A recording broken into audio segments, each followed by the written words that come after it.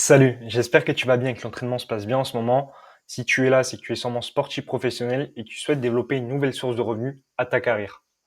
Alors pour ça, c'est totalement possible. Dans cette vidéo-là, je vais essayer de te montrer le maximum de sources de revenus que tu peux créer grâce à l'image que tu as réussi à créer grâce à ton sport et ta carrière, les sources de revenus que je maîtrise. Il faut comprendre un truc, et je pense que tu le sais, ce qui est central pour monétiser au mieux ta carrière, c'est ton image. C'est-à-dire que tu peux être très fort dans ton sport, même un des meilleurs, si tu n'es pas bon sur l'image et sur la campagne marketing, c'est presque du marketing que tu dois faire, que tu mets en place autour de toi. Tu vas avoir moins d'opportunités qu'une personne qui est sûrement moins forte dans ton sport, mais qui joue beaucoup sur son image et qui investit dedans. Elle aura peut-être plus de sponsors, elle aura peut-être des meilleurs revenus, elle aura peut-être plus de facilité à créer un business en parallèle de son image. C'est pour ça que c'est super important. Le premier investissement que tu dois faire quand tu es sportif professionnel, c'est sur ton image. Ça peut passer par déjà publier beaucoup, que ce soit sur Instagram, ça peut être LinkedIn, les réseaux qui sont intéressants pour toi et surtout les réseaux que tu apprécies. C'est quand même la base. YouTube. Et pour ça, tu peux investir par exemple dans des personnes qui vont t'aider à créer le contenu. L'image va te permettre de faire plein de choses. On va le voir de suite. Grâce à ton image et surtout grâce à tes performances, tu vas avoir des revenus sportifs. Ça, je pense que tu le sais déjà. Ça peut être des salaires, ça peut être des primes. Je pense que tu es dans ce cas-là. Tu as sûrement également une partie sponsor.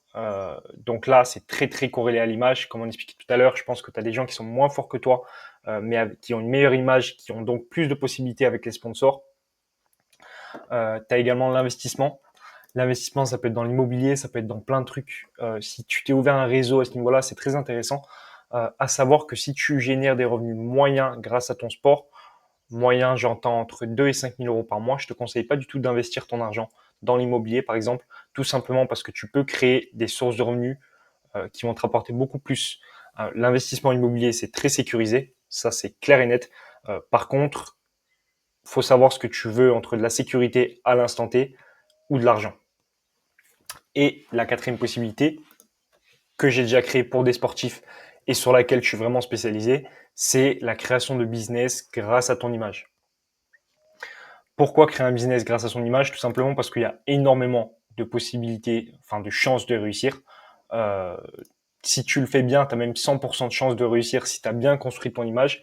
Un business, ça peut s'articuler en plusieurs parties.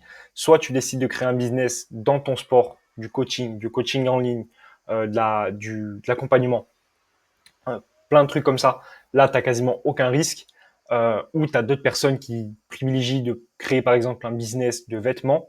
Ça peut fonctionner. Même j'ai vu des business de bière, j'ai vu des business dans plein de domaines, des restaurants, plein de choses comme ça. Ça peut fonctionner, ça a beaucoup plus de chances de fonctionner vu que tu as déjà créé une communauté autour de toi. Malgré tout, ce qui est le plus sécurisé, c'est de créer une offre directement dans ton sport.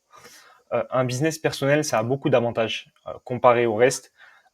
Déjà, plus de stabilité de revenus.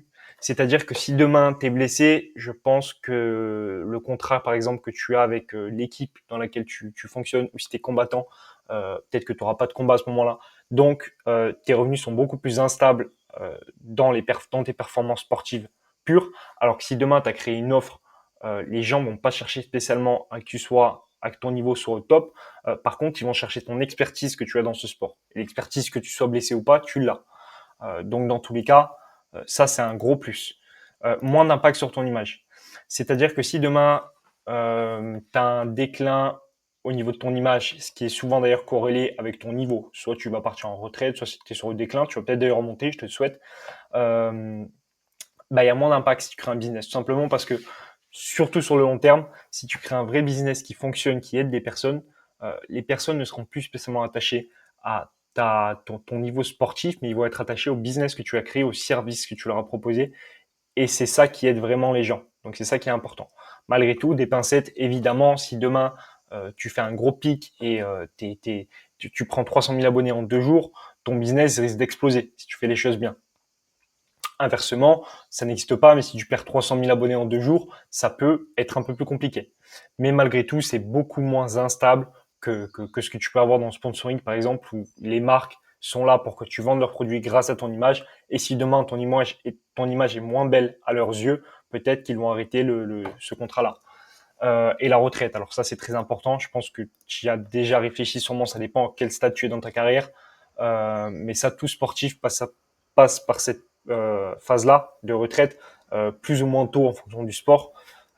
C'est là où c'est très important et c'est là où la grosse différence se fait entre les sportifs qui ont prévu déjà ça et qui ont mis les actions en place lors de leur carrière pour continuer à avoir un rythme de vie et des revenus réguliers, et un sportif qui n'a pas du tout pris ça en compte et qui se retrouve à la retraite.